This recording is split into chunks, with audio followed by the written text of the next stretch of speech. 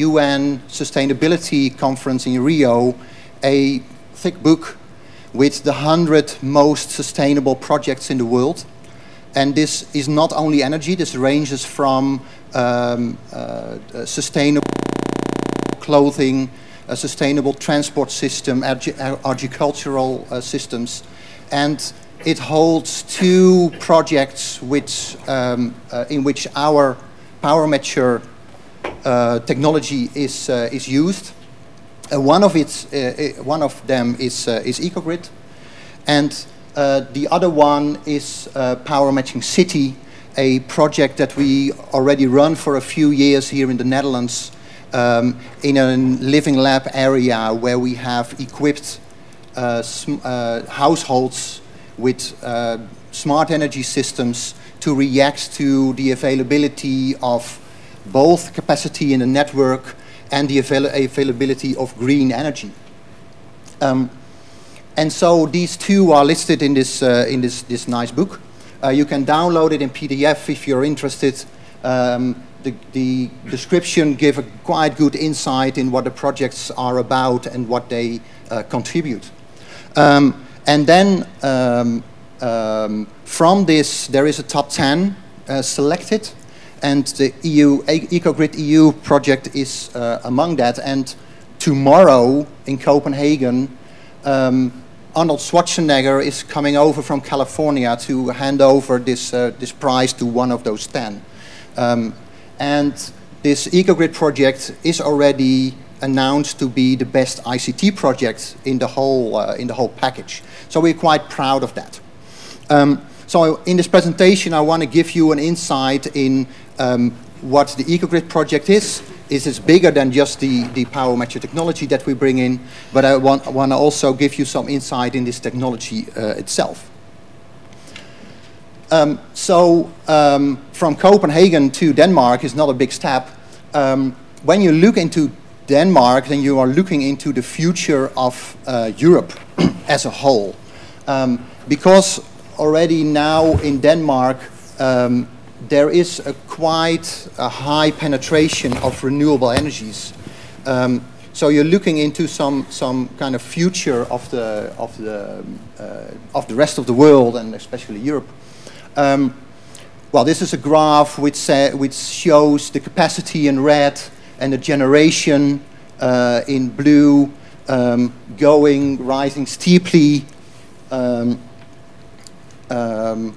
around the year 2000. They have some kind of plateau here.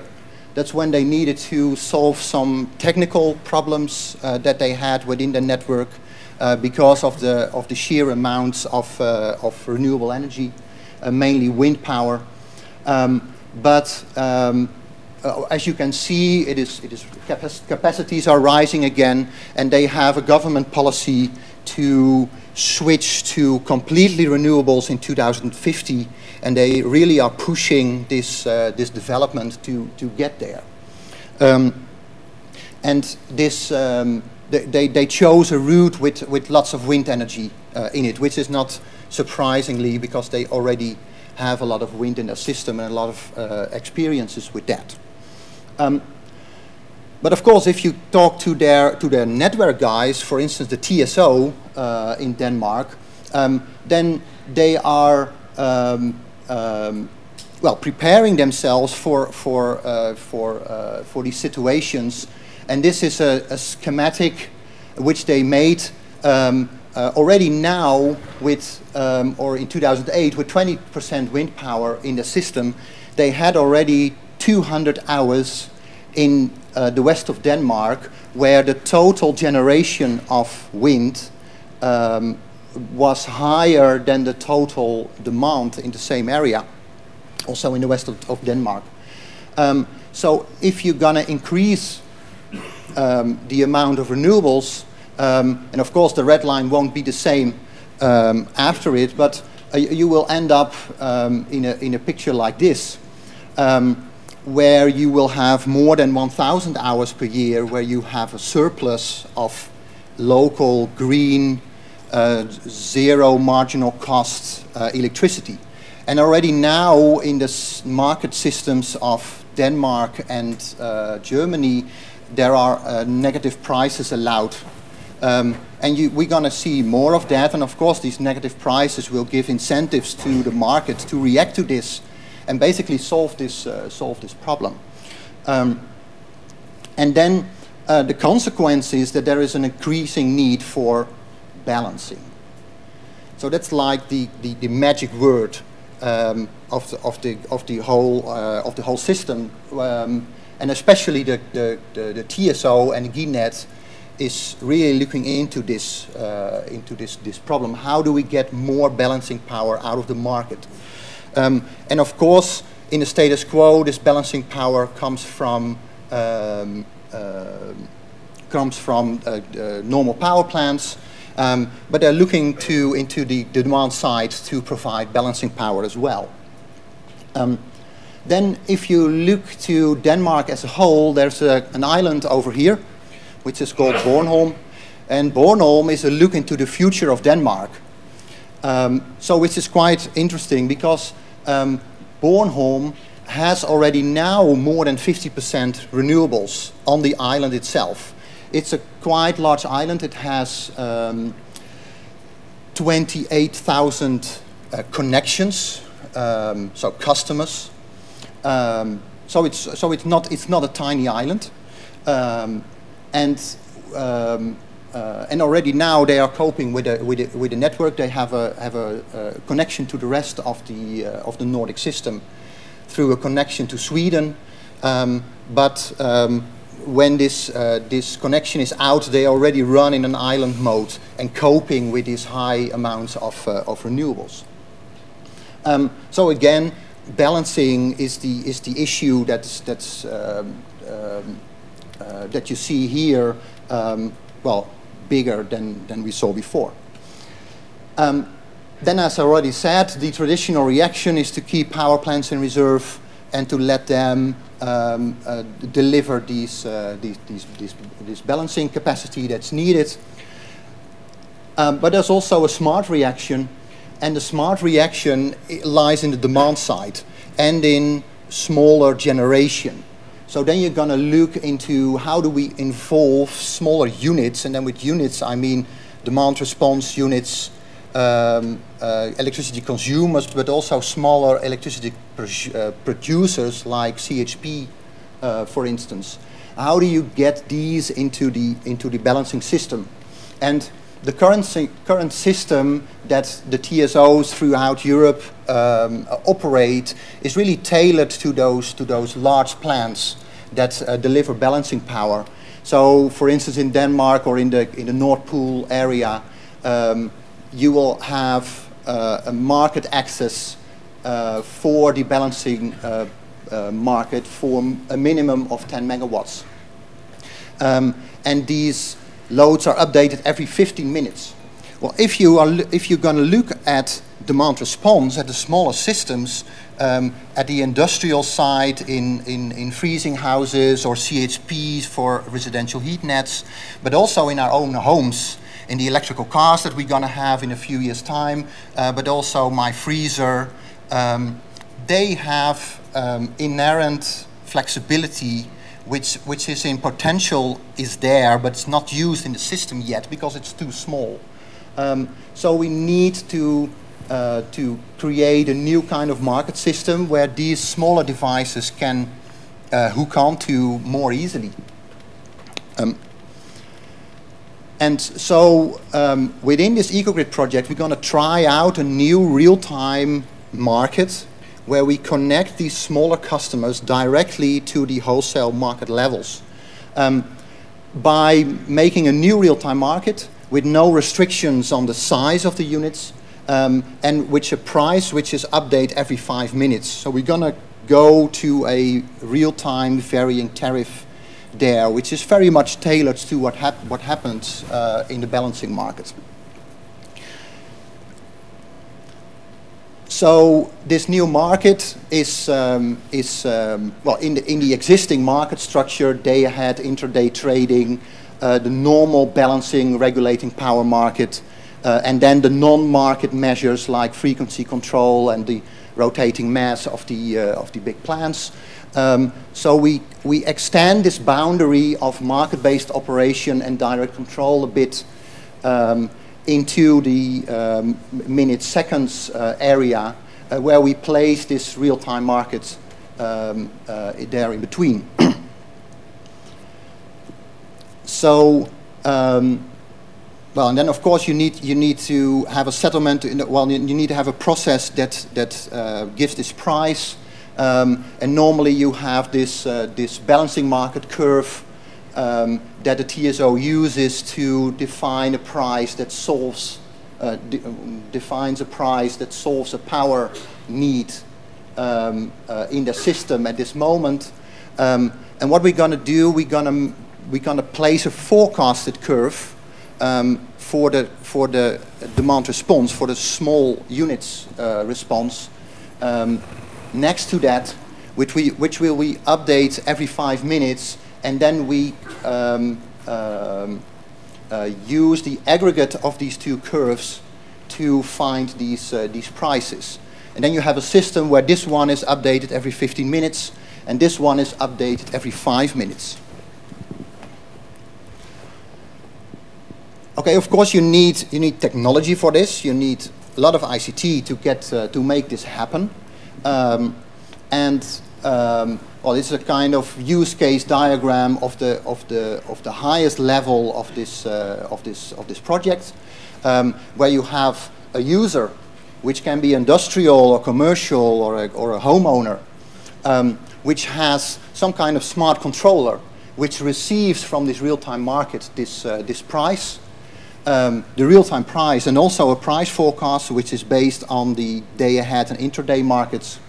And it is fed into a smart controller, and then he has devices that react to that in a automated way. So in a way, he gets smart appliances which look at this price and then make decisions on behalf of this owner to alter their operations to hit the interesting price spots.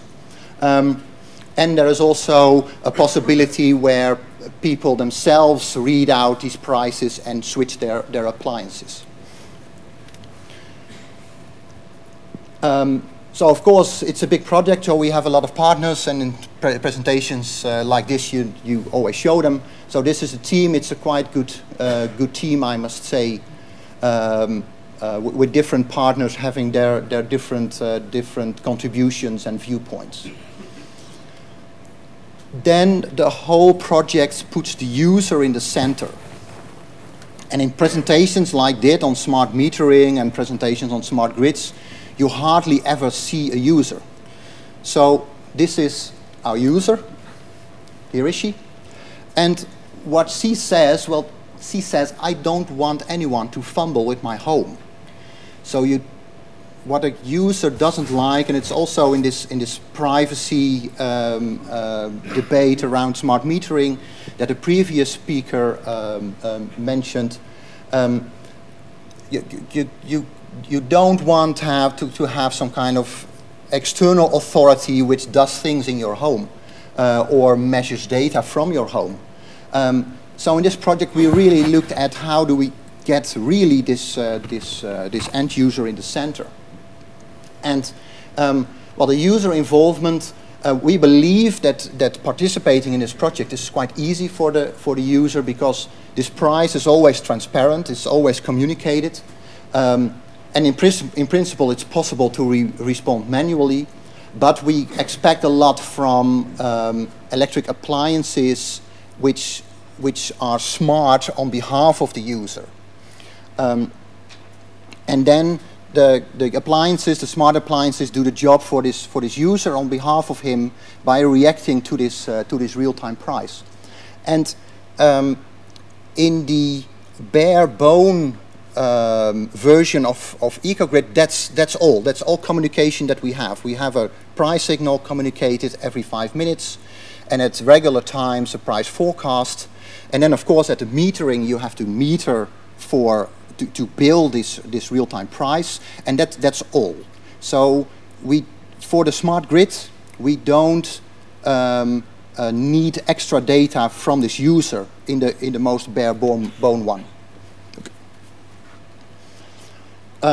Well, then of course we're going to have a lot of participants, 2,000 participants, a reference group of 200 which gets only a smart meter, another reference group which only see this price without the automated reaction, and then 3 different categories where this reaction is automized. And then in recruiting for this project, we also target the children of these users. And what has been made is a Lego model of the entire island. There is a YouTube film on the internet. If you search Bornholm and Lego, then you find a film of this model. Different things turn, the cars drive up and down. You have smart appliances in these homes. You have biomass going into the biomass plant. So that's also a way to get users interested. So where are we? So we've gone around. And I now want to briefly look into our PowerMatcher technology. So what is it? The PowerMatcher is a coordination mechanism for the smart grid. It is tailored for those demand response, demand side response projects that we run. We think that everything below 5 megawatts is a smaller unit. And that's because you don't see that in normal balancing mechanisms, also not at a trader level. We don't distinguish between demand response, distributed generation and storage as long as it's flexible. And we don't distinguish between industrial applications and domestic applications, and we have had field trials with both of them. And there are different use cases that we have tried in the field and also simulated in energy trading and in active distribution of the network itself. And this is an overview of our main results. So if you look at wind imbalance reduction, so coping with unpredictability of wind, we can reduce that with 40 to 60%. Within active network management, congestion management in distribution grids, we reach 30% to 50% peak reductions, and we have shown one case where the grid capacity could be 3 times lower with doing things smart. And then we also showed that by doing this, the amount of renewable energy that you can get into your system is going up. So, and then you have graphs like this. This is coming from a simulation, but we also have these graphs from the field, where here in a residential area with a residential profile, you have the electrical cars filling up the valleys at night instead of charging when they are plugged into the network. Then a predecessor of this EcoGrid project is the Power Matching City project that we have done in the Netherlands. Here we have, in a first phase, we are scaling this up now, and we're also making the consortium bigger. So in the first phase, we had 25 family homes where we did at the same time optimization for the trader, for the energy supplier, for the grid operator, and for the end user itself, with very good results. And well, we had real houses in an area in the north of the Netherlands, where we equipped either a micro CHP and a air-to-water heat pump and a gas-fired peak burner for space heating and for tap water heating. And we use the flexibility, the operational flexibility, within the constraints of the user. So the user comfort is always going first. But the flexibility that we then have, we use for purposes for capacity management in the network or running a virtual power plant on the imbalance market. And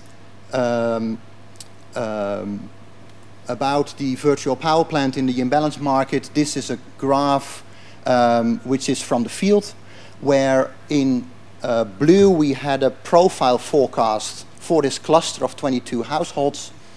And so that was what would be traded on the power exchange markets. Then in real time, something happens on the imbalance market, which gives you a reason to deviate from that, because it's interesting to do so, because you gain, you create money on the imbalance market. And so then you get the red one, which is then a set point schedule, and the green one is the whole cluster trying to follow the red one, which fairly well happens. So we are very, very glad with this, and we have a lot of interest from the industry for this technology.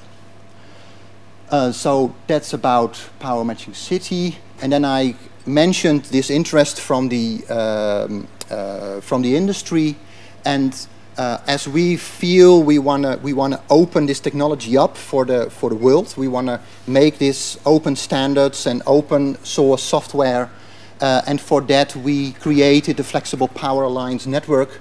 And if you have been at the presentations yesterday, there has been an announcement of this one. So there is a website, but there's not much on the website yet, but you can express your interest if you are interested to get more information, if you want to have that. So then that's the end of my story. Thank you for your attention, and I would like to hear now or later on some questions. Thank you very much, Koen. Just have one question to you here starting. So we heard about the Sustainia 100. I was just thinking, now that Arnold Schwarzenegger is asked to host the award ceremony, is it a heavy award? Oh, I don't know. I don't know. We will find out, or my colleagues will find out tomorrow evening.